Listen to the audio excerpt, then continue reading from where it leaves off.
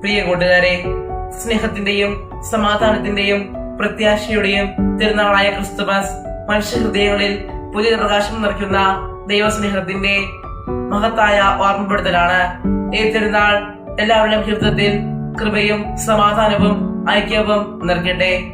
ഉണ്ണിയേശുവിന്റെ ലളിതമായ ജനനം സ്നേഹമാണ് ഏറ്റവും വലിയ സമ്പത്ത് എന്ന സത്യം നമ്മെ വീണ്ടും പഠിപ്പിക്കുന്നു. പരസ്പരം സ്നേഹിക്കാനും മാപ്പ് പറയാനും നല്ല മനസ്സോടെ സഹജീവികളെ ചേർത്ത് പിടിച്ചുകൊണ്ട് ജീവിതം മുന്നോട്ട് കൊണ്ടുപോകുവാനും യേശുവിന്റെ ജനനം നമ്മെ പ്രചോദിപ്പിക്കട്ടെ. ഇന്ന് ദാവീദിന്റെ പട്ടണത്തിൽ നിങ്ങൾക്കായി ഒരു രക്ഷകൻ കർത്താവായ ക്രിസ്തു ജനിച്ചിരിക്കുന്നു. ഈ വചനം നമ്മെ ഓർമ്മപ്പെടുത്തുന്നത് ദൈവം നമ്മളുടെ സ്നേഹത്തെ പ്രതി തന്റെ പ്രിയപുത്രൻ നൽകത്തക്ക വിധം നമ്മെ സ്നേഹിച്ചു എന്നതാണല്ലോ. നിങ്ങളുടെയും നിങ്ങളുടെ കുടുംബങ്ങളുടെയും ജീവിതത്തിൽ കൃപയും സമാധാനവും ഐക്യവും നിലനിൽക്കട്ടെ. എല്ലാവർക്കും ക്രിസ്തുമസ് ആശംസകൾ.